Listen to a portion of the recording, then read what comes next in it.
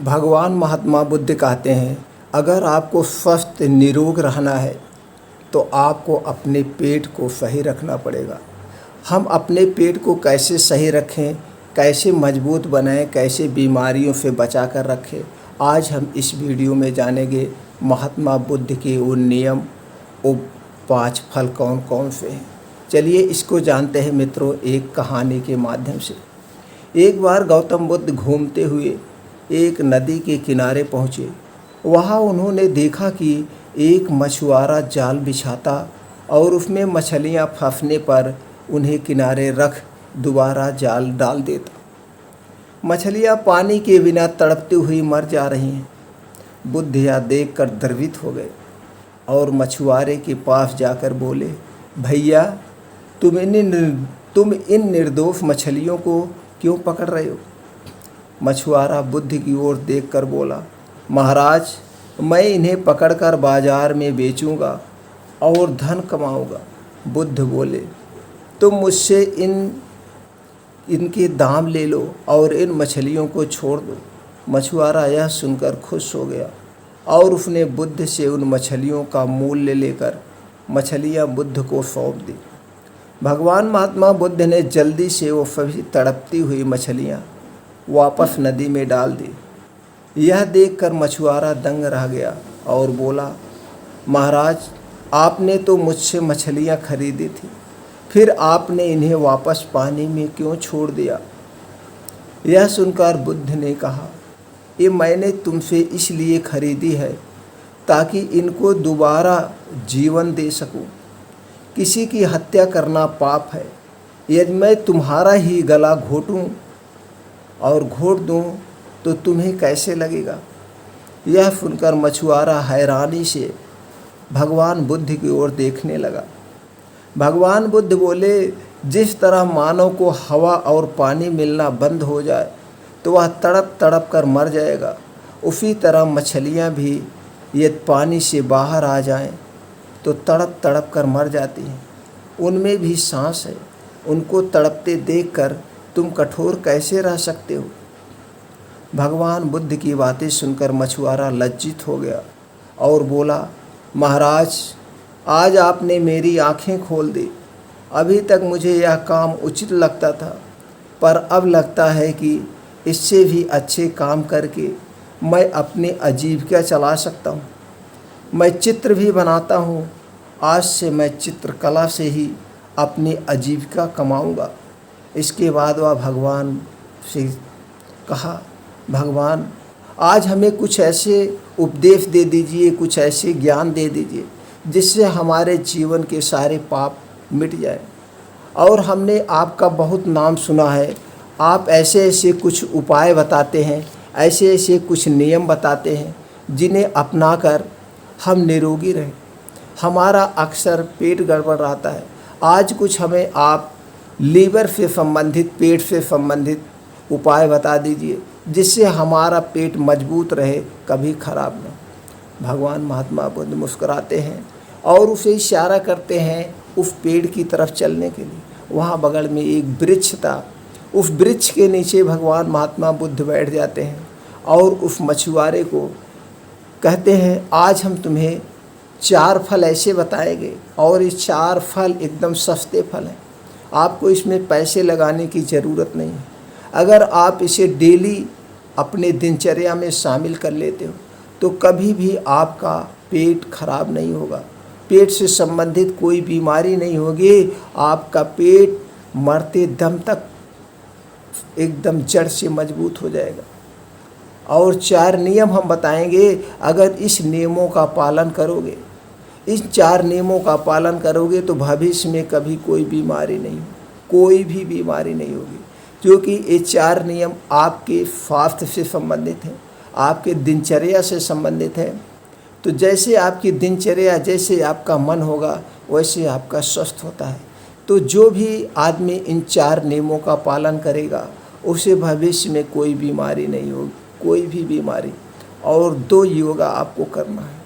और लास्ट में एक मंत्र बताएंगे, जिस मंत्र को आप रोज़ अगर पढ़ते हो, रोज़ कहते हो, उसे रोज़ दोहराते हो तो आप इतने अंदर से मजबूत हो जाओगे, आपको कोई भी बीमारी नहीं छू पाएगी। चलिए सबसे पहले जानते हैं वो 4 नियम कौन से हैं जिसका आपको पालन करना है। उसके बाद 4 फल कौन से हैं जिसे हमें रोज़ खाना है, और वो 2 योगा जानेंगे, 1 मंत्र जानेंगे। सबसे पहले 4 नियम। 4 नियम में पहला जो है 4 से 5 बजे आपको उठना है। इस बेला को हम क्या कहते हैं, ब्रह्म मुहूर्त कहते हैं। 4 से 5 बजे उठने के बहुत सारे फ़ायदे हैं। अगर 4 से 5 बजे आप उठते हैं तो आप जो भी काम कर रहे हैं, ऑफिस का काम कर रहे हैं, अपने किसानी का काम कर रहे हैं, या नौकरी कर रहे हैं, या अपना बिजनेस कर रहे हैं, तो इसमें आपको एक्स्ट्रा समय मिल जाता है। आप 4 से 5 बजे उठ जाएंगे, 7 से 8 बजे तक आप अपने शरीर पर काम करेंगे। जो आदमी ये 3 घंटे अपने शरीर पर काम करता है उसके जीवन में कभी कोई बीमारी नहीं होती है, वह अपने ज़िंदगी में कभी पीछे नहीं रहता। तो 4 से 5 बजे उठने का सबसे पहला फ़ायदा हो गया, आपको समय का 3 से 4 घंटा रोज़ बच जाएगा। तो अब इस समय में 4 से 5 बजे उठने के बाद आपको 2 से 3 गिलास बासी मुँह बिस्तरा पर से उठिए, आराम से उठिए, अपने दोनों हाथों को मलिए, पैर हिलाइए, फिर बाएं करवट होके उठना है, दाहिने करवट नहीं। बाएं करवट में आपका दिल होता है और दिल को इशारा करके किहुनी के बल आपको आराम से उठ के बिस्तरे पे बैठना है। बिस्तरे पे बैठने के बाद दोनों हाथों को आपको रगड़ना है। इससे आपके शरीर में ऊर्जा का संचार हो जाएगा। अभी तक आप सो रहे थे, आपके शरीर के सारे हार्मोन्स, सारी मांसपेशियाँ शिथिल पड़ चुकी थी। तो आप जब हाथ में गर्मी देंगे तो शरीर में एक गर्माहट आएगी। उसके बाद आप पैर लटकाइए। पैर लटकाने के बाद आराम से खड़े होना, एकाएक आपको नहीं खड़ा होना। आराम से खड़े होने के बाद आप जाइए, 2 से 3 गिलास गुनगुना पानी पीना है। 2 से 3 गिलास। मुंह को साफ़ नहीं करना है। ये आपके मुंह में जो फ्लाइवा है, लार है, यही आपके खाने को पचाती है, इसलिए इसे थूकना नहीं है। बासी मुँह आप आराम से बैठ जाइए, अलथी पलथी मार के, और पानी को सीप सीप करके पीना है, जैसे चाय पी जाती। सीप सीप करके जब आप पिएंगे तो हर एक घूंट के साथ आपकी फ्लाइवा, लार आपके पेट में जाएगी, जो कि आपके लीवर को डिटॉक्स करती है, हमारे खाने को यही पचाती है। चिड़िया के आप कभी देखिए, पक्षी को आप कभी देखिए, वो जीभ से पानी पीते हैं। इसलिए हमें घटक घटक पानी नहीं पीना है, हमें एकदम चुस्की लेकर सीप सीप करके 2 से 3 गिलास पानी पीना।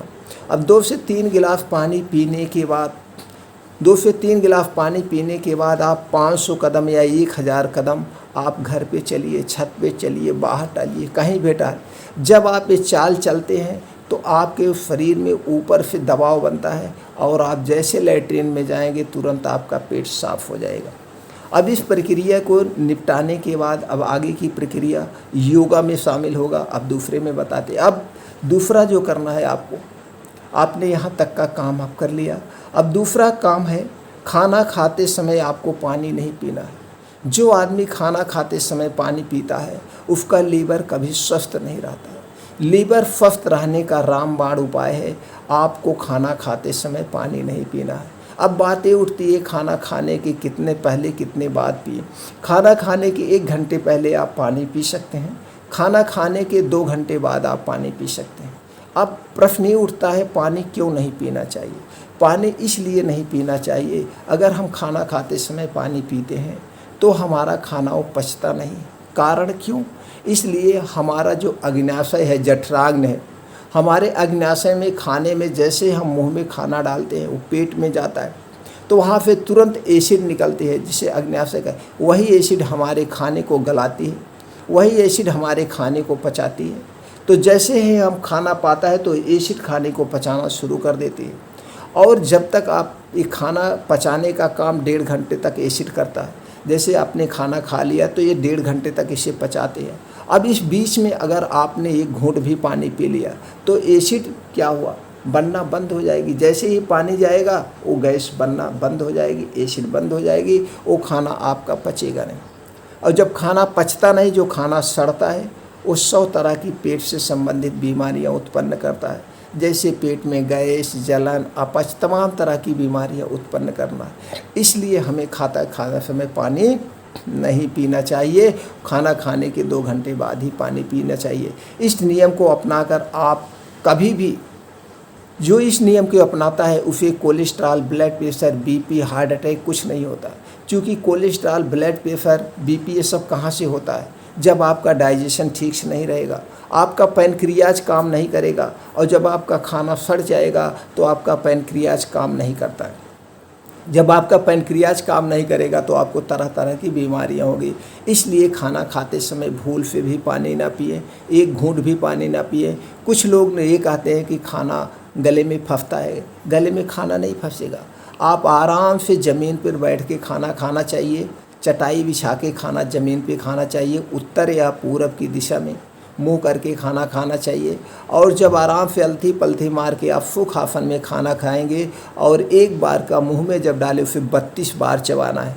जब उसे 32 बार आप चबा के खाना खाएंगे तो खाना आपका मुंह में ही पच जाएगा, पानी हो जाएगा, लार बन जाएगा और आपको पानी की आवश्यकता नहीं पड़ेगी। धीरे धीरे आदत आप पकड़ाइए। और तीसरा जो नियम है, खाना हमेशा आधे पेट खाना चाहिए। हमेशा खाना आपको आधे पेट खाना, भूख से आधे पेट खाएं। अगर आप पेट भर खाना खाते तो भी खाना पचता नहीं। शरीर के हर एक आर्गन पर ज़्यादा लोड बढ़ता है। थोड़ा थोड़ा करके आप जो है कई बार में खा सकते हैं। खाना आपका सात्विक होना चाहिए, ताज़ा होना चाहिए। हमेशा खाना सजीव खाना चाहिए, निर्जीव नहीं। निर्जीव में जैसे तली भुनी चीज़ें निर्जीव हो जाती हैं। आप प्राकृतिक रूप का ही खाना खाइए जो सजीव हो, जीवित हो। नेचुरल खाना खाएंगे तो आप हमेशा स्वस्थ रहेंगे। और आप अपने खाने में हरी पत्तेदार साग सब्जियां खाइए, फल खाइए, ये भी सीजन के हिसाब। जैसे जो सीज़न है, जिस समय का सीज़न है, सीजन वाइज खाइए। बिना सीजन वाइज फल साग सब्जी जो भी खाएंगे उसमें केमिकल ज़्यादा डाला जाता है, तो केमिकल आपके पेट में जाएगा। और जब सीजन वाइज प्रकृति के हिसाब से जो सब्जियां उत्पन्न होती हैं, जो फल उत्पन्न होता है, तो उस हिसाब से कीड़े नहीं लगते हैं, इसलिए वो हमारे लिए सेफ है। तो हमें इस हिसाब से। और चौथा नियम जो पालन करना है, वो रात का खाना सूर्य डूबने से पहले खाना चाहिए। सूर्य डूबने से पहले हो सके तो खाइए, नहीं तो आज के समय में देखा जाए तो नहीं हो पाता है। तो चलिए, नहीं हो पाता है तो कम से कम आप 8 बजे तक खाना ज़रूर खा लीजिए। 8 बजे खाना खाने से कई फ़ायदे होते हैं। आप दुकान पे है तो दुकान पे 2 मिनट बैठ करके खाना मंगवा के खा लीजिए। तो खाना जब आप दुकान पे खा लेंगे तो आपको समय मिल जाएगा। दुकान 10 बजे बंद करेंगे, आके हाथ मुँह धुल के सोना रहेगा। आपने खाना खा चुके हैं, आपका खाना ठीक से डाइजेस्ट हो जाएगा। आप ऑफिस में कहीं हैं तो खाना एक निर्धारित समय करिए कि 8 बजे तक लेटेस्ट खा लीजिए। अब 8 बजे तक जब खाना खा लेंगे तो 2 घंटे आपको समय मिल जाएगा, आप आराम से सो जाएंगे, खाना ठीक से डाइजेस्ट हो जाएगा। और रात का खाना हमेशा सब्जी रोटी या साग रोटी ही खाना चाहिए। चावल शाम के खाने में नहीं होना चाहिए। और हो सके तो जो आटा, मल्टीग्रेन आटा लेना चाहिए। ये हो गया। और खाने के बाद आपको कम से कम 20 मिनट खाने के बाद उसी मुद्रा में सुखासन में बैठे रहना है। इससे आपका जो है खाना ठीक से पच जाएगा। आधे घंटे बैठने के बाद आपको अब आधे घंटे कम से कम टहलना है। आधे घंटे का मतलब 500 मीटर से 1000 मीटर आराम से मीठी कदमों में चलना है, एकदम आराम से, तेज़ भाग के नहीं चलना। तो जब ऐसा करते हैं तो आपका खाना ठीक से डाइजेस्ट हो जाएगा। पेट फूलने की समस्या, गैस, एसिडिटी, अपच, कोई भी समस्याएं हैं, सारी समस्याएं खत्म हो जाएगी। इसलिए इस प्रक्रिया को ज़रूर आप अपनाएं। खाना खाने के 2 घंटे बाद ही सोना चाहिए। और जब आप 10 बजे तक आप लेटेस्ट सोने का प्रयास करें। जब आप सोने जाएं, अगर गर्मी का सीज़न है तो हाथ मुंह पैर बढ़िया से धुल लीजिए, इससे शरीर तरोताज़ा हो जाता है। फिर हाथ मुंह पैर धुलने के बाद बढ़िया से पोंछ कर आप बिस्तर पर लेटने जाइए। बिस्तर पर लेटने जाइए तो हो सके तो एक काम ज़रूर करिए, सरसों का तेल होता है वो भी शुद्ध घर का होना चाहिए। आप उसे खुद मशीन से निकलवाइए। शुद्ध सरसों के तेल को आप अपने नाभि में लगाइए। नाभि में तेल लगाने से बहुत सारे फ़ायदे हैं। इससे पेट संबंधित कोई बीमारी आपको नहीं होगी, गैस, अपच, सारी चीज़ें। क्योंकि पेट का सारे शरीर का नशे का कनेक्शन आपकी इसी नाभि से होता है। तो यहाँ पे तेल आपका पड़ जाएगा तो आपके सारे ऑर्गन एक्टिव हो जाते हैं। दूसरा करना है आपको सर में तेल। सर में तेल मालिश करने से आपको अच्छी नींद आएगी। आपको अगर कभी डिप्रेशन की दवा भी ले रहे हैं, अगर 1-2 महीने प्रक्रिया करते हैं, शाम को सोते समय सर में तेल लगाते हैं तो आपको नींद आने की समस्या खत्म हो जाएगी, आपको अच्छे से नींद आएगी और इस दिमाग को तेज करने के लिए बहुत है। लेकिन तेल आपका शुद्ध सरसों का होना चाहिए या अलसी का तेल होना चाहिए। उसके बाद थोड़ा सा आप पैर के तलुए में तेल मालिश करेंगे। हमारे शरीर की सारी नसों का कनेक्शन पैर से होता है, पंजे से होता है, तलुए में होता है। तो हमें पैर के तलुए में तेल लगाना चाहिए। मालिश ऐसे हाथ से रगड़ दीजिए 5 मिनट उस पैर में, 5 मिनट दोनों पैर में अगर तेल मालिश कर देते हैं तलुए में, तो आपको नींद से संबंधित सारी बीमारियां ख़त्म हो जाएंगी। आपको कभी पैरालिसिस नहीं होगा, कभी पैरालिसिस नहीं होगा और पेट की सारी समस्याएं खत्म हो जाएंगी। नींद बहुत बढ़िया आएगी। भूलने की बीमारी है तो भूलने की बीमारी भी दूर हो जाएगी। धीरे धीरे ये जो 4 नियम हमने बताए, जो इन 4 नियमों को अब पालन कर लेगा, समय तो लगेगा पालन करने में, लेकिन जिस दिन जो भी इन 4 नियमों का पालन कर लेगा उसके जीवन में कभी कोई बीमारी नहीं हो, कोई भी बीमारी नहीं होगी। 100% आप लिख लीजिए। मैं दोस्तों इन सब नियमों का पालन करता हूँ, उसके बाद आप लोगों से शेयर कर रहा हूँ। और भगवान बुद्ध ने फिर बताया कि हमें 2 योगा कौन से करना चाहिए। हमें 2 योगा, जब आपने सुबह उठा था हमने बताया, आपने पानी पिया, आप पानी पीने के बाद आप निकल जाइए आप आसमान के नीचे, आप पेड़ हो, बाग हो, पार्क हो, कहीं पे आप निकल जाइए और ऐसे स्थान पे जाइए जहाँ पे मिट्टी हो, ऐसे स्थान पे जाइए जहाँ पे मिट्टी हो, घास हो। उस मिट्टी और घास पे जो आसमान से ओस की बूंदें पड़ी होती है, उस समय मिट्टी में सीलन होता है, मिट्टी में गीलापन आ जाता है। अगर दूब है, घास है, तो उस पर कुछ बूंदें पड़ी रहती है, आप देखते होंगे। वही बूंदें जब आपके पैर में लगेगी, पैर के पंजे में लगेगी, तो दोस्तों अमृत का काम करेगी। अमृत का वो बूंद जैसे ही आपके पैर में लगेगी, आपके शरीर में एक सकारात्मक ऊर्जा का संचार होगा। आपका कनेक्शन पृथ्वी से डायरेक्ट जुड़ जाएगा। हमारा शरीर किससे बना? इसी मिट्टी से तो बना है। कछुआ मिट्टी में रहता है, 300 साल तक जिंदा रहता है। और आज के ज़माने में बच्चे पैदा होते हैं, मैं तो जानता ही नहीं हो कि उन्हें कभी पैर में मिट्टी लगती होगी। कुछ कुछ घरों में ऐसे हैं, लेकिन वहीं गांव में आप देख लीजिए, गांव का बच्चा दिन भी मिट्टी में खेलता है, उसे कोई बीमारी नहीं होती, क्योंकि सारी शक्तियाँ इसी मिट्टी में है। इसी मिट्टी से हमारे शरीर में शक्ति आते हैं। तो आपको नंगे पैर टहलना है। उस मिट्टी में कभी ऊपर होगा, कभी खावड़ होगा, कभी ऊंच नीच होगा, तो आपके पैर में एक प्रेशर का काम करेगा। वो मिट्टी जब चुभेगी तो एक प्रेशर का काम करेगा और एक सकारात्मक ऊर्जा का संचार होगा। आपकी शरीर इतना स्ट्रांग बन जाएगी, कुछ कहा नहीं जा सकता। और जो ओस की बूंदें घास पे जब चलेंगे नंगे पाँव, जो ओस की बूंदें आपके पैरों में छुएगी, ये तो आँख की रोशनी बढ़ाने का रामबाण इलाज है। रामबाण इलाज है। आपकी आँखों की रोशनी बहुत तेज हो जाएगी। तो उसी में आपको चलना है। आपकी चाल क्या होगी? 1 सेकंड में 1 कदम, 1 मिनट में 60 कदम, इस हिसाब से चलना है। जब आप इतनी तेज आप चलेंगे तो आपके शरीर में ब्लड सर्कुलेशन बहुत फास्ट हो जाएगा। तो जब ब्लड सर्कुलेशन बहुत फास्ट हो जाएगा तो आपके शरीर में नसों में ब्लड सर्कुलेशन होगा। आपको पूरी लाइफ कभी भी हार्ट अटैक, पैरालिसिस नहीं होगा। जो इतनी तेज कदमों से चाल चलेगा, न तो उससे कभी शुगर होगा, क्योंकि आपने जो कुछ भी खाया है वो सारा पसीने के द्वारा निकल जाएगा। कभी थायराइड नहीं होगी, कभी आपको ब्लड प्रेशर नहीं होगा, कोई बीमारी नहीं होगी जो नंगे पाँव इस तरह से चाल चलेगा। अब आपको चलना कितना है? कम से कम 3 से 4 किलोमीटर डेली अपने रूटीन में शामिल कीजिए। 304 किलोमीटर, 3 से 4 किलोमीटर डेली टहलना है। अब टहलने के बाद आप आराम से, अब तक सूर्य निकल चुका होंगे, सूर्य की किरणें आपके शरीर पर पड़ रही होगी। ये जो सूर्य की किरणें, ये जो सूर्य की लालिमा आपके शरीर पर पड़ेगी, ये जान लीजिए आपके शरीर को रोग निरोधी बना देगी। इस किरणों में कैल्शियम, विटामिन डी प्रचुर मात्रा में पाया जाता है। कभी भी जो आदमी 15 से 20 मिनट सूर्य की धूप में बिताता है, उसे कभी भी कैल्शियम, विटामिन डी की कमी नहीं होती। अब आपका शरीर एकदम स्ट्रांग बन जाएगा। 15 से 20 मिनट आप सूर्य भगवान की तरफ मुँह करके, सबसे बड़े देवता सूर्य भगवान हैं, उन्हीं के अगर हमारे शरीर पर उनकी धूप ना पड़े तो हमारा शरीर क्या हो जाएगा? खोखला है। खोखला है तो सूर्य भगवान को प्रणाम करिए और उनकी तरफ मुंह करके आप आराम से उनका ध्यान करते हुए बैठ जाइए। अब आप अपने योगा कुछ करिए। योगा में आप नाड़ी शोधन, एक नाक से सांस लीजिए, दूसरे नाक से सांस छोड़िए। आज की भाषा में जिसे कहते हैं अनुलोम विलोम, आपको कम से कम 15 मिनट अनुलोम विलोम करना है। जब आप 15 मिनट अनुलोम विलोम करेंगे तो आपके शरीर में हर एक जगह ऑक्सीजन का संचार हो जाएगा, ऑक्सीजन का संचार हो जाएगा और आपके शरीर में हर एक जगह ऑक्सीजन पहुंच जाएगी। 15 से 20 मिनट डेली अपने शरीर पे दीजिए दोस्तों, कोई दवा नहीं खाना पड़ेगा। अब उसके बाद आपको क्या करना है, पहले अनुलोम विलोम, उसके बाद कपालभाति करना है। अब आप कपालभाति 5 मिनट से 10 मिनट जरूर करिए। जब आप कपालभाति करते हैं तो आप अंदर से सांस बाहर को छोड़ते हैं। ऐसे आपका लीवर क्या होता है, एकदम स्ट्रांग हो जाता है।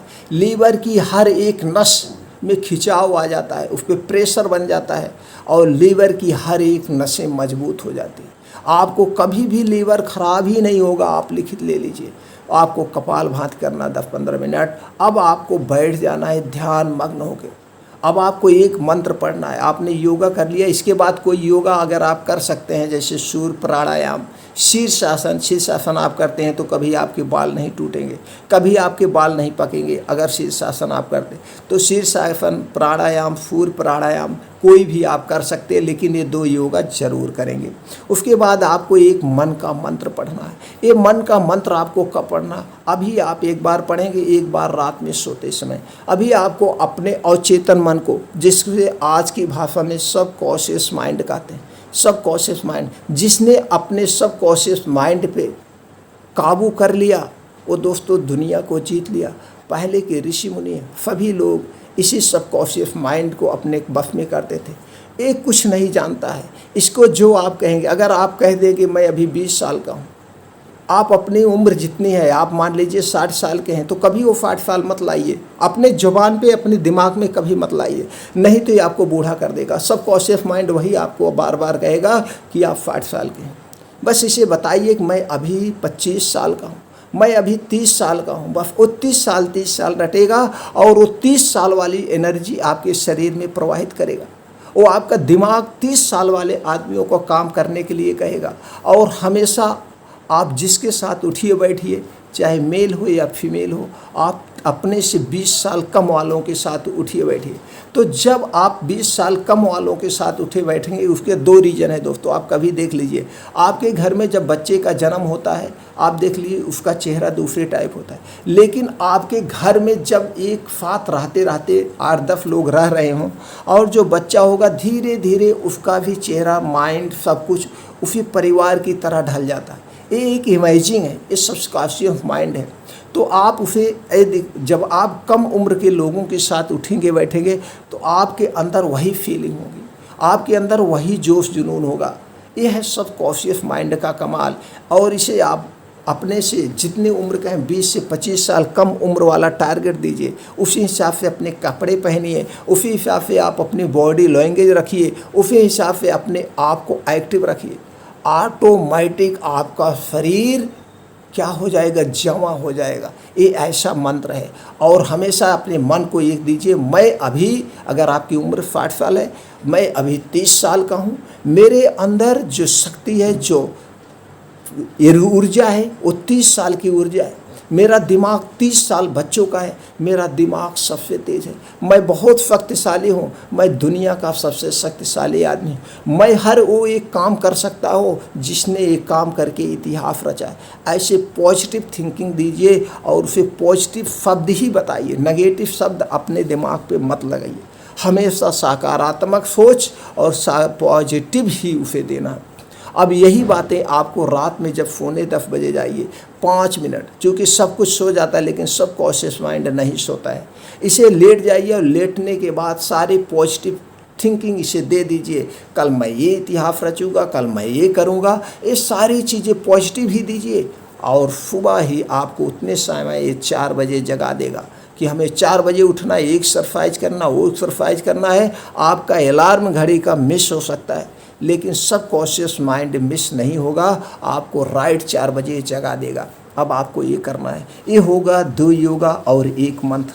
अब हम जानते हैं वो 4 फल जो हैं, जो हमें खाने, जो हमें स्वस्थ रखेगा, इसे ज़रूर खाइए और बहुत सस्ता है। चारों फल बहुत सस्ते हैं। एक आपको लेना है सेब, 300 ग्राम दोस्तों डेली सेब बासी मुँह खाइए।